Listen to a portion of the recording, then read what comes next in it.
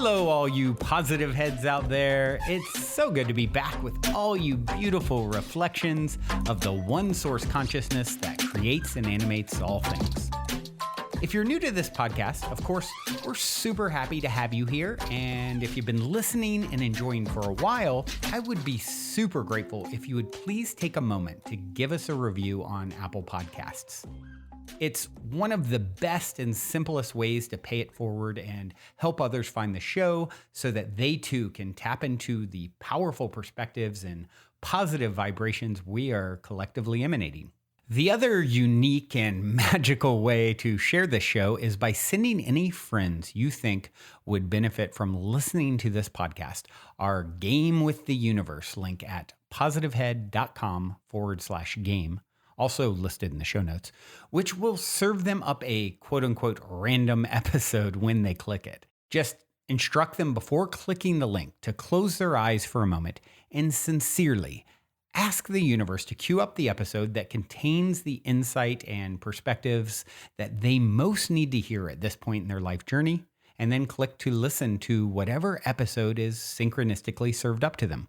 I have heard time and time again from people about the incredible results they received playing the game. So just tell your friends magical results are guaranteed or their karma back.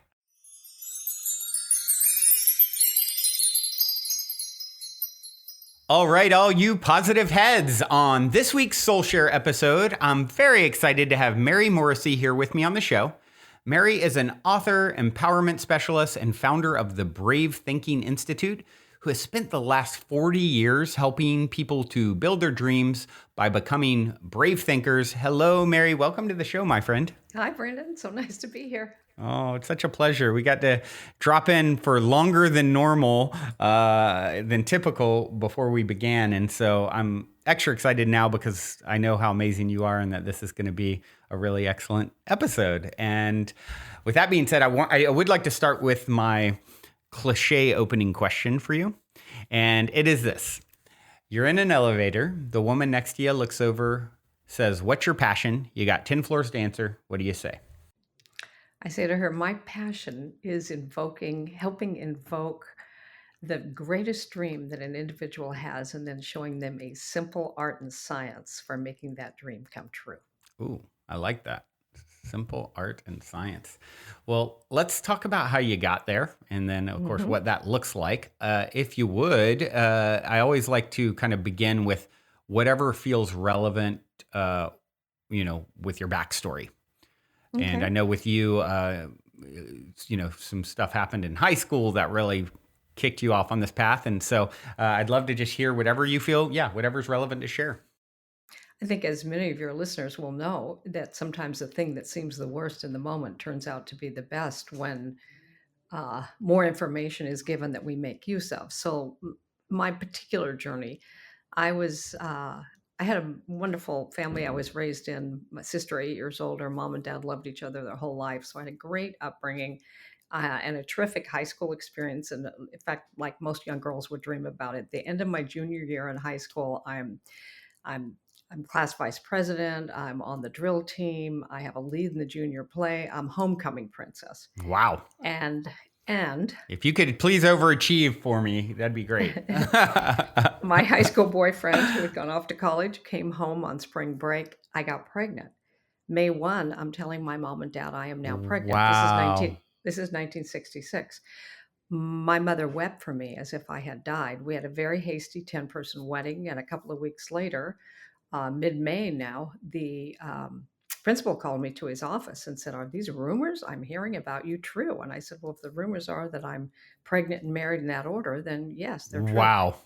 And he just put his head in his hands and he said, "Mary, you have great academics and terrific honors, but you will not be allowed to return here for your senior year in high school. It would be totally inappropriate for a pregnant girl to get mixed in with the normal girls. But we have a place for people like you if you want to get a high school diploma." Well, my dream had been to go to college and become a teacher. So I did want a high school diploma. So he said, "So it's held at Washington High School, not during the day. It becomes Washington Evening High School at night for pregnant girls and delinquent boys. Now, this high school was across the river in Portland, Oregon, in North Portland, in a place actually I hadn't been allowed to drive in after dark. Wow. Um, and so that next fall, I drove across there, and as I'm walking up these steps, and by then, everybody knows I'm pregnant. This whole thing is I'm cast out of the school.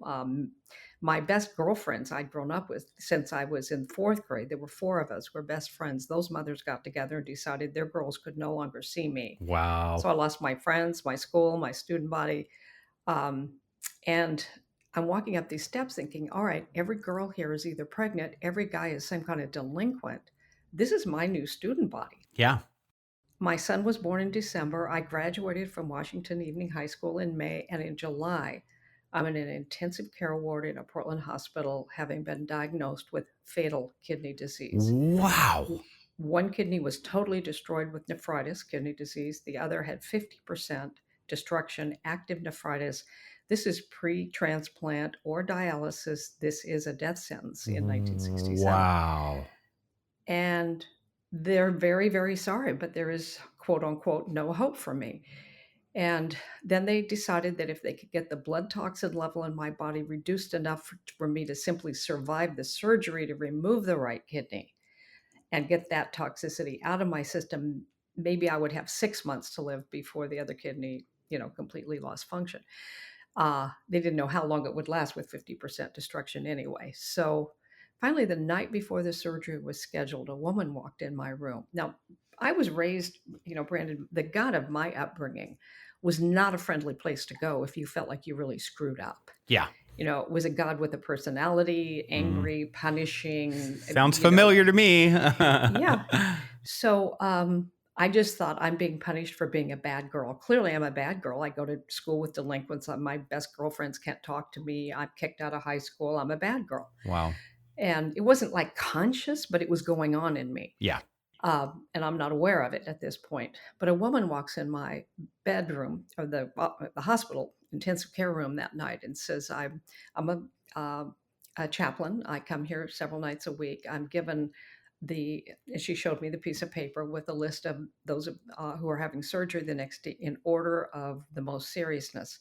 Mary, your name's at the top of the list. Wow. And she said, would you like someone to pray with you? And I was scared and I said, okay. She pulled her chair next, at this point, I'm thinking I'm never going to maybe I'll see my little boy walk. I'll never see him go to kindergarten. I mean, this is just, Wow. I'm heartbroken. And she pulls her chair next to my bed and does nothing that looks like or sounds like anything I've ever been trained is quote unquote prayer. She starts to talk to me and she said, would you be willing to tell me what's been going on in your life the last year or two? So I told her my story, at the end of which, Brendan, she looked at me compassionately and she said, Mary, everything's created twice. It was like, went right over my head. Today I would say I had no landing page for that. It's like, what do you mean? And she says, well, actually, you know this. In fact, everybody knows this. Almost no one knows the power of knowing this. And then she said, the bed you're laying on, the nightgown you're wearing, the sheet covering you, the walls, the ceiling, the floors, all this machinery you're hooked up to. First, it had to be a thought before it could be a thing. Everything is created twice. And now that you're considering how everything is created twice, I hear how much in your story you love your little boy, but I hear also how much you've been hating yourself. You feel like you shamed your school, you shamed your family, you shamed yourself. And now that you're considering how everything is created twice, could you just consider the possibility that there could be a correlation between that toxic thinking and the toxicity that is rampaging your body and threatening your life? Wow. This is 1967, the summer of 67. Nobody I know Yeah. nobody I know thinks Talks this like way. that, And yeah. this is, and it's before the mind body clinic at Harvard and Stanford and UCLA and all around the US and the medical schools now, the mind body clinics. We didn't have any idea of the power of emotional and physical connectedness. So then she says, so if you could live, what would you do? And I said, I knew immediately I would raise my little boy and I'd become a teacher. She said, so, okay, so let me, and then she asked me, she said, Could you believe that we can do a prayer together? Or she used the word visualization. I didn't know what it meant then. And in the morning, the doctors could come in and say, "Oh my gosh, you look so much better. We better test you." And they test you and they say, "We can't find any trace of disease. I Wow. mean, get up, go home." Could you believe that? And I told her the truth. No, Yeah. there wasn't one part of me that was going to believe that she was going to say some words. I believe way more in my pain at this point than her possibility. And she said, "Okay, so if you can't believe that's possible, then I want you to remember there are infinite possibilities. Yeah. The one you agree with is the one you are most likely to manifest. So could there be a possibility Mm. that we do these words and you do the process I'm about to give you, and instead of getting worse after the surgery, you start to get better, and you get better and better and better, and you get well. Could you believe that's possible?" Now, I didn't believe it, but I could. This is the first time that's ever happened in You my could life. imagine what it'd be like. No, it was actually, I could tell she believed it. Right. Mm. She believed it, and I borrowed her belief enough to say, Wow. "I guess it's a possibility." What a gift. And this is before Talbot wrote Holographic Universe or Sheldrake did quantum field theory. Um, this is way before that kind of understanding that was in the general populace. Right. Um, and so she said, "Okay." So then she said, "Here's what I want you to do. When you come back from surgery for the first 2 or 3 days, your mind is going to be busy with the pain and just getting over the surgery. But as that pain starts to ebb, your mind is going to want to go down the well-worn paths of thinking that you've been doing for the last almost 2 years now. Mm-hmm. So here's what I want you to do. Every time you notice a self-loathing thought, Mm-hmm. interrupt it and say, "No, that," because here's what we're going to do, this visualization. We're going to take all the toxicity and place it in the one kidney. And when it's removed, that toxicity, the shame, we're removing that too. So when your mind wants to think shame again or self-loathing, when it comes to mind, say, "No, that left with the kidney." Then immediately replace that with imagining that you're walking up some steps into an elementary school and you have a warm little boy's hand in Oh. yours, and feel that. And he's 5 years old and Mm. it's your boy. Mm. And you're walking and he's so happy to get to go to kindergarten. You give him a big hug and he goes into kindergarten, and then you hear the click, click, click of your heels as you go down the hall and around the corner, and there's your classroom. Then fast forward in your mind and you're sitting in a stadium or big auditorium, and down on the floor are all these caps and gowns. You hear your son's name called. He comes up on the stage, gets his diploma in his hand, raises his hands. You're cheering in the stands Mhm. for all the many moments you've been there to support him in achieving this goal in his life, and your teaching career is growing. Then fast forward and you're sitting in the front row of a wedding. It's your son's wedding. Wow. You're the mother of the groom. He's marrying the love of his life, and your teaching career is flourishing. Just keep doing that. I was evidently what we would call an unconscious competent, which is doing the thing but not aware of it. They did the surgery. I wasn't really, I can't tell you that I was smart enough or aware enough to think, "Oh, if I do this process, it's going to help me." I just did it. Mm. And after about 10 days after this, oh, the doctors told my family when they were gathered that that one kidney, he says, "I don't even know if she'll have 3 months." He said, "It's withered and Oh, pockmarked." wow. The And he one that said, was not getting taken out. exactly. But then after about 10 to 14 days, my numbers started to stabilize. And they said, "Well, you may be going to get a little more time than we thought. And you're, as long as you're stable right now, if you go into the urologist 3 times a week for test your numbers, and you want to go home, we'll let you go home." They sent me home in an ambulance. I couldn't get my head off the pillow. I was so weak and still Wow. very, very sick. Got home, and then my numbers just stabilized and then just slightly started to improve and improve and improve. About 5.5 months after that surgery, I'm sitting in a conference room at the hospital, same hospital, the same doctors, the surgeon, and they're scratching their heads and they're saying, and I am too. We have no science for what's happened with you. And the surgeon said, "I saw that kidney." He said, "There's no functional way it could be doing what it's doing right now, Wow. but right now it's performing as a perfectly fine kidney." Wow. we don't know how long this will last, if it'll last, but whatever you're doing, keep doing it. I didn't even know what I was doing. And I just got better and better. I got well. And I was happy about that, but I wasn't yet curious about really how that occurred until several years later. It was probably 3 years later, I finally got myself into full-time academic work in a university. And a series of things occurred. I know, Brendan, we talked earlier about things that have occurred in your life that are you realize this is not just a coincidence. Right. It looks like coincidence, but these are too many of these things occurring at once for me to not pay attention. Right. And that's where I began, without going into all the story of what it was, that introduced me into a new level of, I am highly interested in how real transformation, how you move one set of results to another set of results, how does that really occur? And who do we have to be, and what do we have to do in order to bring that kind of transformation into results in our lives that might be a health thing we want to transform, or a relationship, or money, or any other thing, because all of those are effects of what's really going on inside of us. And how do we change that? And that began a study. I studied for a decade, studying everything I could find in the field of transformation, from studying all the world's religions, philosophies, the world's philosophies, getting many different kinds of degrees, getting a master's in counseling psychology, studying the new emerging, physics, and just highly interested. That led me down an amazing path over many years. Within a very short time, I knew, yes, I wanted to be a teacher, but what I really want to teach is this. Wow. What a journey. That is so inspiring. And, I wonder, once you started to improve, were you sort of in shock? I mean, you had prepared to die at what age were you? You're like 18? I was 18. Wow. No, I was you're 18. just a baby. My son was born in December, and I was still 17. Wow. So I wouldn't say I was in shock. I'm too immature. Yeah. I'm immature spiritually. I'm immature in every way. It was just, oh, good. Yeah. I'm just happy.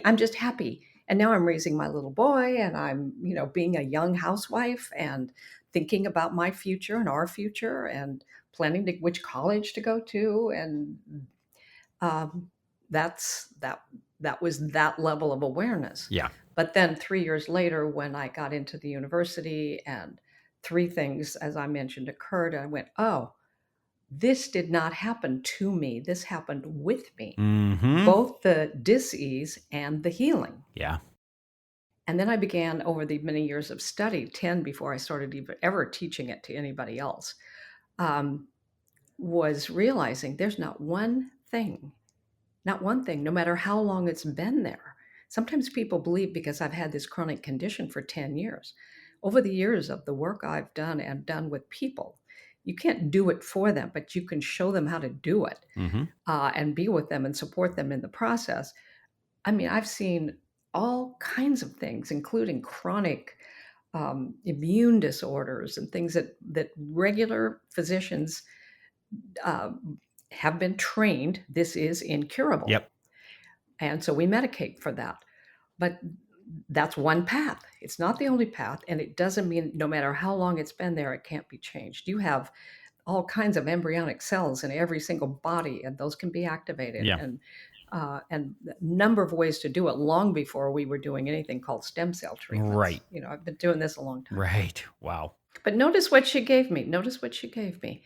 She asked me what my vision was. Wanting to get well is not a big enough goal.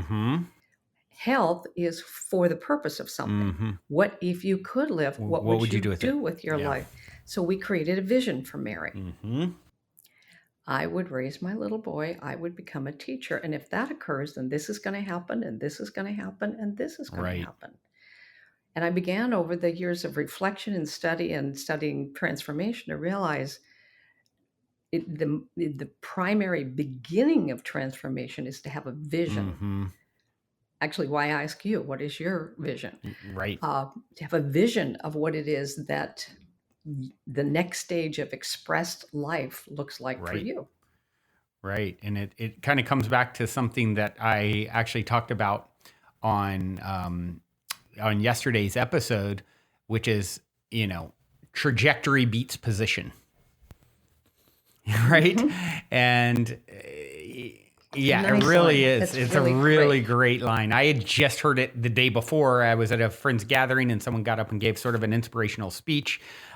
And he said, trajectory beats position 10 out of 10 times. And then he went on to explain it. I'm like, wow, what a great statement. Right. And so Mm-hmm. it's really cool now today, the next day after recording that to hear the perfect example story for that, right? Wow. So, you went on to, lucky for all of us, you hear all these many decades later, and you've spent, 40 plus years teaching and helping people to dream build, as you put it. And, Mm-hmm. Lots of people dream, but very few people know the art and science of dream yeah, building. what can you speak to that? Yeah, And please. yeah, the art is in the vision, and not just a "I hope someday." It's a vision that you step into. As I'm walking my little boy into kindergarten, I'm holding. There's a whole Yeah. relationship with the vision. So we call it, a calibration of vision. And if you think about it right now, every one of us, and you can look in your own life right now and see this, you have results in four major areas of life happening right now. These are my results, those are your results. Results in your health. We can measure your health right now, your blood pressure, your weight, your blood. I mean, we can measure all kinds of things and give you a health report. Those are your health results that are current. You have relationship results, how much fulfillment, how much depth, how much connection. You can measure your current relationship results. Some people carry a lot of resentment and carry a lot of disruption in their lives. Others have way more harmony, and those are results. So if you're in love with the results, then that's an area of life that you're Mm, thriving in. But you have health, relationships, vocation. Now that doesn't mean you're earning hmm. income doing it. Most likely it is for most of us, but it's what we're doing with our time and Right. talent. Everybody does something with their time and talent, including sitting watching TV. That's what they do with their time and talent. You so what is it fulfilling? Is it meaningful? Do you have meaning and purpose in it? Does it wake you up in the morning to, live into this next day, bring your own expression of what's your vocare, what comes through you? And every one of us have current results in our vocation, and the other is the freedom quadrant. How much freedom, how much time freedom, how much money freedom do you have in your life? Nobody wants stacks of money inside their office, just looking at stacks of money, but you do want what it'll do if you pour it into things that Mm, matter to you, including your philanthropy. The freedom quadrant is that spirit, I believe, um, it is seeking greater and greater expression of itself by means of itself. So life, call it spirit, call it God, call it life. It's this sacred energy that is the very energy that's beating each one of our hearts. Not one of us created right. ourselves. We didn't create ourselves, nor do we have the personal power to even make our heart beat Mm, one time. We're being animated by this living energy that's pouring into and through us, ever seeking a greater expression, not just of us, but it's pressing through a blade of grass today to be a better blade of grass. It's pressing through the edges of the tree to become more of itself as a tree, and it's pressing in you and me to become more potentiated, more expressed in the areas that matter to us. And as much as you have a thumbprint, you have a soul print about what really brings life into its fullness, but through the activation of you coming into harmony with and expressing it. Now, none of us are really trained in this, or I shouldn't say none of us, almost none of us are. The So how do you know what right. is your vision? One of the things over many, many years of doing trainings with people, I'd say about 50% of the people in my small events and in my very, very large thousands of people events, about 50% of the people will say, I don't know my dream. I don't know what my dream is. And they believe that's true. Actually, they do know, but it's not in their level of awareness because they've been trained to so much deal with what's coming at them that they haven't been trained in how to listen to what's seeking to come through them and by means of them. And so that's the first level of support. And so we go through in the Dream Builder event I do, that's the first stage. Is day one is the blueprinting day, where you create a blueprint and there's a process that we go through. And by the end of the day, people are just, oh my gosh, I really would love this. There's two signals your soul sends you of the right path. One is longing. If you just listen to yourself, the kind of inner pulse, at times you'll hear longing. Like, I would just love it if I could, and it can be simple. If I could take all my grandchildren and go do this, or if I could create this business, I would just love it if there's a feeling of longing, that spirit in you, sending you a signal of possibility. The other is discontent. Oh, I'm so tired of struggling with money at the end of the month. That weighted, those are both very positive spiritual energies, but not if we don't pay attention to them. Because life is going to express that river of life coming into us. None of us are strong enough to stop it. If we don't give it a positive expression, then you begin to see signs and signals of unlived life that show up as problems and difficulties. And because we're not giving it a vision to pour itself into that is life-giving. So the vision, you pay attention to longing and discontent, and you begin to track that, and then you follow that up with a question. The question is, all right, in the presence of this longing and this discontent, what would I love? What would I love that would answer the longing and dissolve the discontent? And then we begin to shape that into a vision. And the important part of shaping a vision is that you have to get how it's going to occur off the table of your thinking. And that's such a barrier for so many people, right? They get caught in the logic. Well, sure, but they don't know they can do that. Yeah, and here's the deal. Most of us have not been trained to think, what would I love? We've been trained to think, what do I think I can do, given my conditions, given my history, my education? And we bring all those conditions to the table as if those conditions are powerful. They're no more powerful than the belief we place in them. I mean, there's countless stories of people who had all kinds of conditions and blew right past them. So it's not the conditions that hold us back. It's the belief about those conditions that actually holds us back. So what would I love? That shapes the vision. That's step one, is creating a very compelling, life-giving vision for what it is you would really love. And I encourage people to cast a 3-year vision, not a 1-year vision. I'll tell you why. Because my work with people over years, psychologically, when I say I want to have really what I would love and really what I would answer my longing to solve my discontent, and then I say I'm going to do that in a year, it's very challenging for many of us to believe that we can accomplish that in a year. We start thinking more about, because the subconscious immediately knows what we've accomplished in a year. It's so short. Well, it's easy. That's right. When we say 3 years or sooner, and it can always happen sooner, but 3 years or sooner, the subconscious doesn't know just in fact what you might get done in 3 years. And so it's way more malleable to allow you in this inner ground to plant some new seeds and foster them and grow them.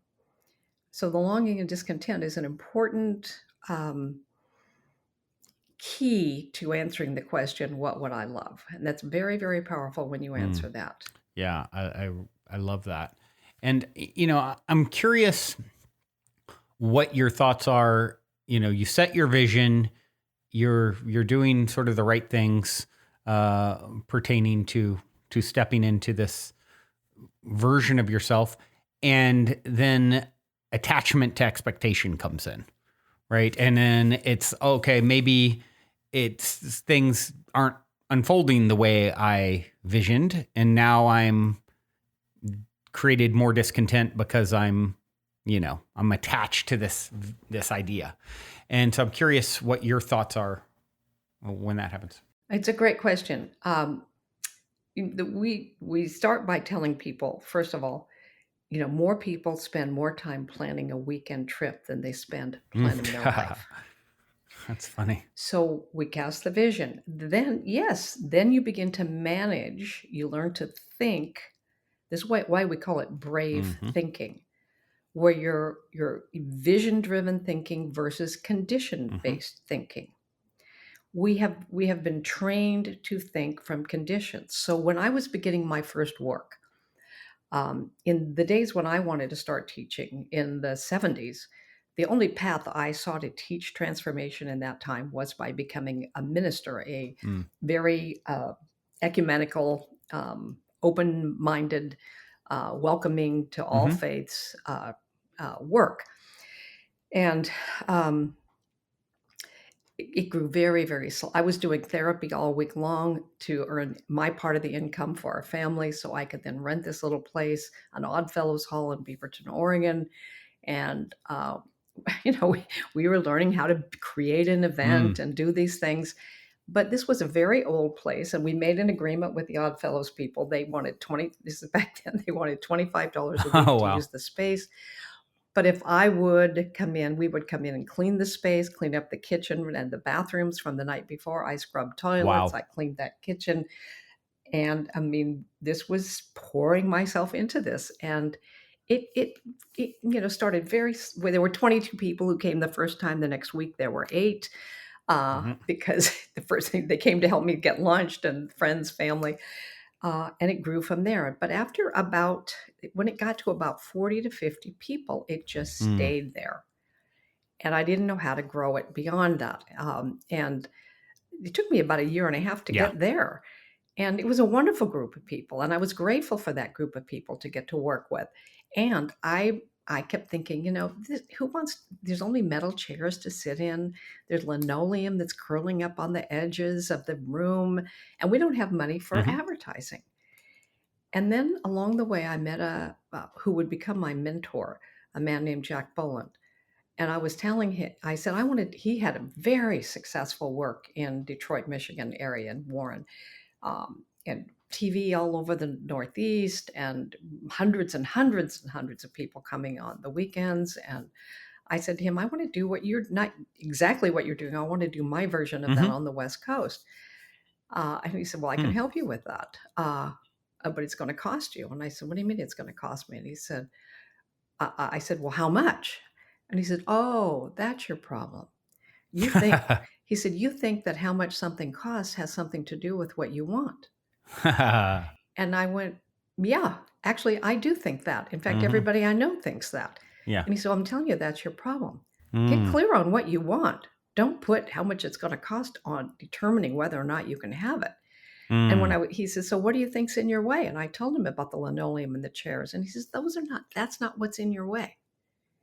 He says, I can promise you can fill that place to waiting lines with it being exactly the way it is, but you got to change. This is not about linoleum. This is about your belief in linoleum. We need to get that shifted. Yep. And I decided to work. I found a way to get the deposit. And he said, you got to come to Detroit next week, which I didn't think I could, but I was in Chicago at this point. I said, okay. So I went, and he said, I'm going to mentor 3 people. I have 2 men picked out, and I have been thinking there should be a woman. And I believe you're that person. So I jumped in. And we got to Detroit. I'm in a room waiting with 2 guys. And then he comes in and he introduces us. Mary, Morrissey, this is Les Brown. This is Wayne Dyer. Oh, wow. And the 3 of us got mentored together. This started in the 80s. Wow.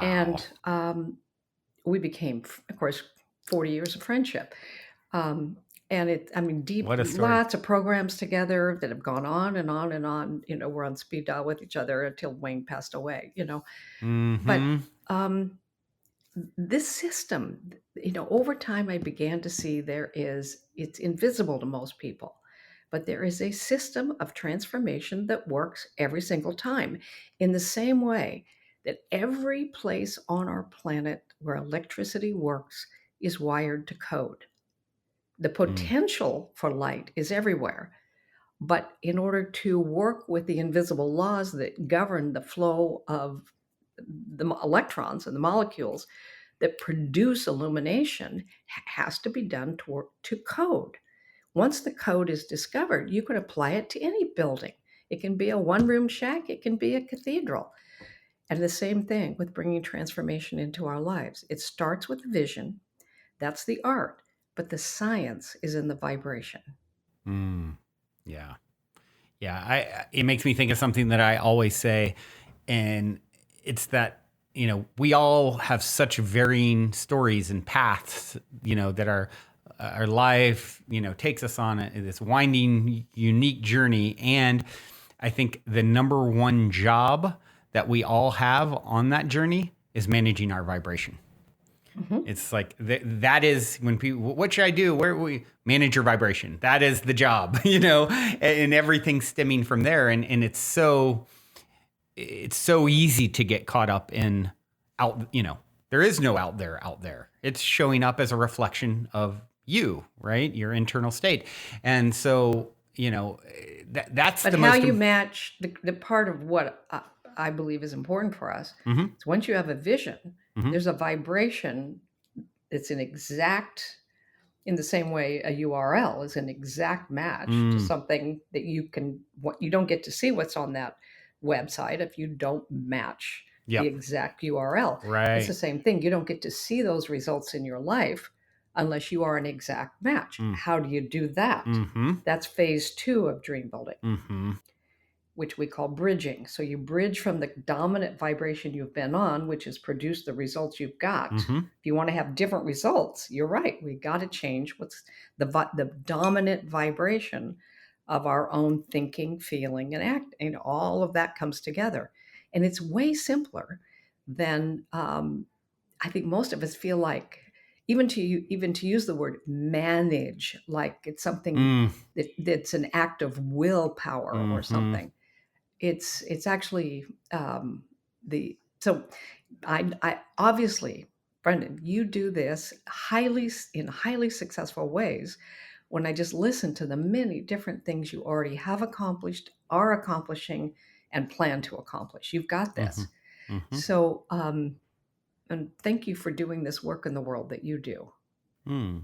and the Thank you for impact of saying so. that. Well, yes, I'm part of the recipiency of that today. Well, yeah, well, definitely a reflection, and it's interesting, sort of hearing your journey, which led you to Wayne Dyer, who working alongside or training alongside Wayne Dyer, who's one of my favorite teachers in my own life, and I feel such a resonance with his just energy and vibration, and it's really beautiful to hear about your journey creating these gatherings, which like you said back then, it was like sort of church centric was the only path almost. And I even shared with you prior to this, starting to do Sunday gatherings as a part of my, what's your vision? You asked me before we started recording. Well, I'm going to start doing some Sunday gatherings, And so it's like, oh, wow, you've been there, done that, and gotten the t-shirt, and so it's really inspiring. And I want to ask more about what you just said. You pinged on me using the word manage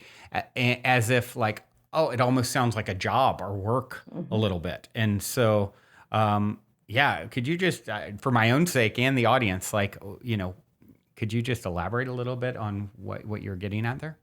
Well, in the once you have the vision, Mm-hmm. and so notice what happened for Mary in the story I shared with you. Mm-hmm. So I'm spending my day thinking I'm a bad girl. I've shamed myself. I've shamed my family. I've shamed my school. My girlfriends won't talk to me. They think I'm a bad person. Notice the vibration that Mm-hmm. that thinking produces, right? So then the training part, which is what we do specifically on day 2 at the Dream Builder event that we do, is train people in how actually to apply your pattern to the vibration that matches the vision you're holding. And it's just a process. But once you employ it, so she says, Mary, do this. Now think, instead of thinking what you've been thinking, as soon as you notice a self-loathing thought, well, guess what the tool was I had to learn right there? To notice. Mm-hmm. Nobody was noticing. I was just Yeah. letting whatever thoughts came my way think me. Many of Right. those were driven by toxic emotion. Once you learn to notice what you're noticing, Mm-hmm. that's the number one life mastery tool, is to notice what you're noticing, because those thoughts have a Mm-hmm. pattern to them, and they have a vibration to them, and they're going to take you upward or they're going to take you downward. Everything is either expanding or contracting, Right. including the direction of our lives. So, how we then match our dominant pattern of vibration to the vision, that's a simple process that just requires some training. Yeah. Once you begin to learn that, the amount of time required to produce the result you want has everything to do with the match of the vibration. Mm-hmm. People say, how long is this going to take? However long it takes for you to become a full match. Yeah. That's all it is. Think about your television right now. All of us, most of us, whether you watch streaming or you watch cable, or there's thousands, if not millions, of options at any moment. But the way you get to your option of what's going to be the picture on your screen, you got this remote control thing that dictates the vibration you're tuned to, or the frequency that you're tuned to. Yeah. And you get an exact match to the frequency you're tuned to. So the results we currently have are an exact match to the frequency we're tuned to. And they show up in health and relationships and vocation, how much love we can allow in our lives before we shut it down, find something wrong with the other person. And versus learning what it means to love fully and be loved fully in this brief moment called our human birth, Mm. and making that a high priority. Or learning that highly, highly successful people are willing to be uncomfortable in the interest of growth. They don't want to just be Yeah. uncomfortable.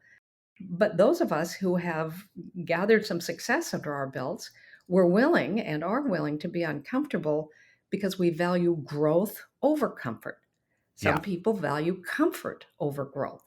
Yeah. So what you make important will be important. Yeah. It'll show up. Amazing, amazing. So I would, as we sort of start to wind down a little bit here, I would like to switch gears just a little bit. I love, as the listeners know, I love story time. I love to hear a good story of synchronicity or serendipity, a positive paranormal story, and just wondering if you have something like that up your sleeve to share. Oh, like you, many, many. How much time do I got? Right. Here's one. Along the way of the journey of, does this really work on all things? And as a student of transformation and those who were exhibiting, world-changing transformation. And can you dream up anything? These were questions that were in those days really going on in me. And how does the physics of this work? And um, I'd read a book and I'd attended a speech by His Holiness the Dalai Lama in Portland, Oregon, and there were like 30,000 people. I'm way up in the nosebleed seats. Wow. I'm a minister of a small work. This is during my 23 years as a minister, long before I got into a much wider work with the work I'm doing these days. But I'm listening to, now I know the story of Tibet and how the Chinese government has sought systematically to completely stamp out a 5,000-year-old tradition on our planet. And in fact, if someone even today in Tibet were to say out loud "Om Mani Padme Hum," which is effectively if you said "Our Father who art in heaven" or "Hear, O Israel, the Lord our God is one," and it's spoken out loud, not only that person but their whole family is incarcerated for life. That's the Wow. punishment. And so they take him out to save his life at 14, and he's worked diligently for the freedom of Tibet. And this kind of thing goes on and on and on in Tibet, destroying their temples. I mean, on and on.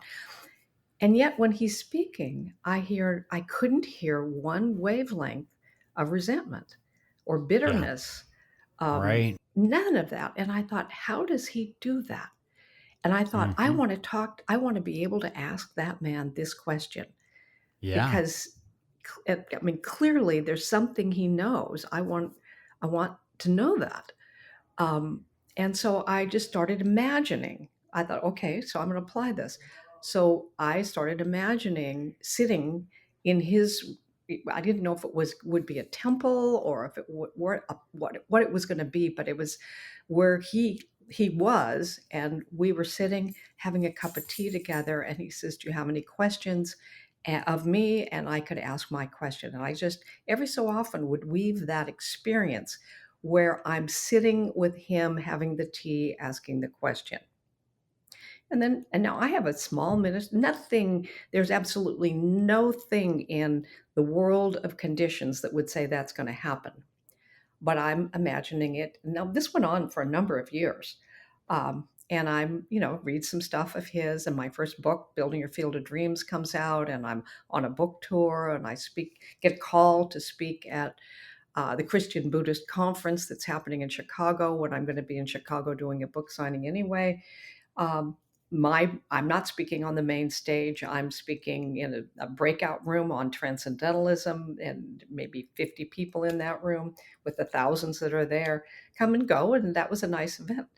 About 2 months later, randomly, I pick up the phone. It's the Office of Tibet calling me, asking me if I'd be willing to come to Dharamsala, India, to take an interview with His Holiness because he is creating a 7-year project called the Synthesis Project that would bring groups of people together. His goal is to have conversations over a period of time so that people who are innovators on the planet from every section of life, health, medicine, education, science, technology, governance, that the innovators could get together and talk about how to solve the world problems. But I'm told that he knows that there are many different religious diversities that'll be in that room and needs someone to help monitor or facilitate this meeting who has a respect and an honoring for all the religions. And that somebody His Holiness knows has been in that 40-person room where I spoke about transcendentalism. Wow. So I got on a jet. I flew to Dharamsala. I went into, he's in his, what you can see, once you get to Dharamsala, India, you understand why India gave him that land to build his uh, place to live after he's kicked out of Tibet. It's just so mountainous and hilly. But Wow. anyway, so I go to his place, they go through security, get in the room, and and here he is, and he's got a pot of tea. It was just exactly what I had imagined. Wow. Now the first whole part of that is his interview of me, and then he turns and says the question is, do you have any question you'd like to ask me? But And I get to it's a ask real him, moment. and I get to ask that question, and I go, this is exactly, it worked the way there was a time when I actually was walking my little boy into kindergarten, Yeah. feeling Right. his warm hand. There was a time when I was sitting, but I lived into it prior, but through rehearsal, visualization, and the feeling of being there, not wanting to Hmm. get there. See, you can never get to your dream. You Yeah. have to come from it. You'll experience what it feels like to be striving for as opposed to being in, right? Having it, you're the person Yeah. experiencing it. That's a completely different vibration. Because you can, as long as I'm the person trying to get there, I'll keep trying to get there. That's who I am. I got to be the person who's having the experience at least enough so that it begins to organize enough of the energies to actually produce it into form. So you want to know his answer? Yeah. Of I said, course. how do you do this? How do you do this? I've heard you speak. I've read your books. I can't find one after everything that's been going on with Tibet. I can't find one wavelength of bitterness or revenge or anger in you. And he goes, oh, he says, first, Chinese people don't do this. Chinese government do this. He Mm. says, we all have friends.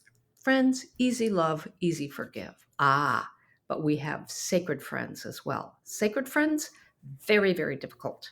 Very Mm. difficult. Mm. Chinese government, my sacred friend. Ooh.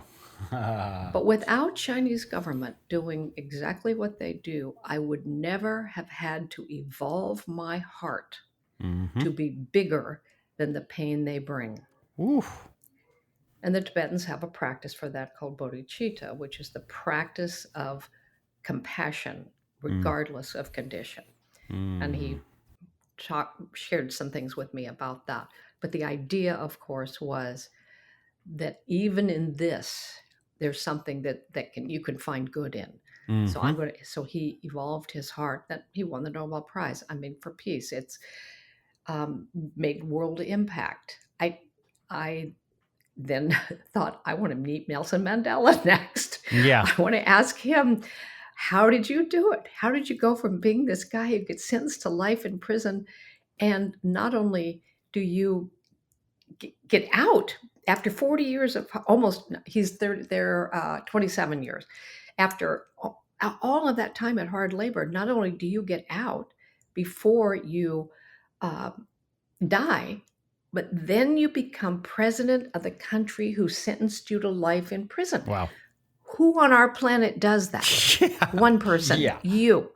How did you do that? What had happened inside of you? And then he shared his journey. But the point of this isn't, oh, Mary got to see the Dalai Lama or Nelson Mandela. It's the system. Yeah. What is it that, I'll just invite each listener today. What Yeah. is it that really matters to you, and what would you most love to bring into your world, into your life, into what really matters to you while you're still here? Yeah. We can move in that direction. We can help you. And this is what Yeah. Brendan's program does each and every week. So anyway, I'm just grateful to be here. What an inspiring story. And yeah, if you would share a little bit about that. You've got Dream Builder Live coming up here in I do. a few weeks as of this recording. And so, yeah, if you could just share whatever is relevant to share about that. Well, I'm grateful, Brendan, that you wanted to use this moment to give an opportunity for any one of your listeners who would like to go further with this, a completely complimentary ticket to Dream Builder Live. And the Dream Builder Live deposit ticket. It's a free ticket with refundable deposit once you attend the event. So you put a deposit down so we hold your seat, but once you attend the event, we give you the deposit back. So it's completely complimentary. It's a 3-day event. It's virtually. It's January 27th, 28th, and 29th. And again, you get your deposit back in full once you attend the event. But this is where we train in the art and the science of dream building, actually transforming your life, answering those longings, dissolving the discontents, creating a vision, learning what it means to match that vibration, and then how it is that you implement that, how you actually build it day by day, coming from the result and not from the conditions that seem overwhelming, like they're stopping you. Linoleum, no advertising money, and metal chairs. How we move our energy from the things that we think are blocking us and open the door to you actually having the life you love. Yeah. What an amazing event. Have you been doing these for, is this Many years, the first one? Okay, that's what I figured. No. We've been doing this form, which is turned into the most successful way to help more people in 3 days since 2010. Yeah. So 13 years. Yeah. Excellent.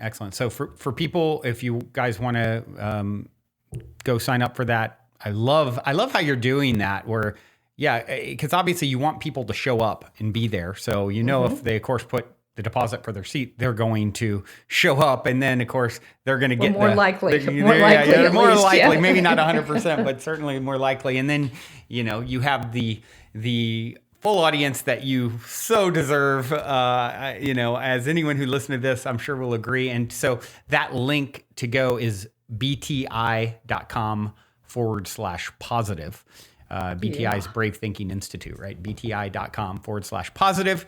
And you can sign up and attend for free. And that's what a gracious offering, and what an amazing story you have, what an inspiration you are. And this has been absolutely incredible. Well, I'm so grateful for the work you do, and thank you for inviting me into it. Yeah, it's a pleasure and an honor. And I do have one final question for you here today, and it is my cliche closer. And it is this: in 60 seconds or less, what is the meaning of life, according to Mary Morrissey? Ah, I think the meaning of life is that every one of us has a light to shine. And as we find what it is that we're here to be, to shine that light, whether it's raising a child really well as part of it, or all the many ways that love expresses to us, but that we all have a light to shine. And the important thing is we not only shine it into the world, but we let that light bless us as well. Mm, yes, I love that. I think of Gandhi says, if you want to find yourself, lose yourself in the service of others. And I always like to add to that, and, the reason I believe that holds true is because there are no others, right? So shining that light, literally That's giving right. to receive. And thank you for giving today, Mary. It's been a pleasure and an honor. And since we're so close, I look forward to meeting in person. I am We are gonna visioning. come back I am. The vision is there. So get your tea ready. Okay. Awesome. Thank all of you for tuning in. Your beautiful brainwaves and incredible hearts. Until next time, journey well.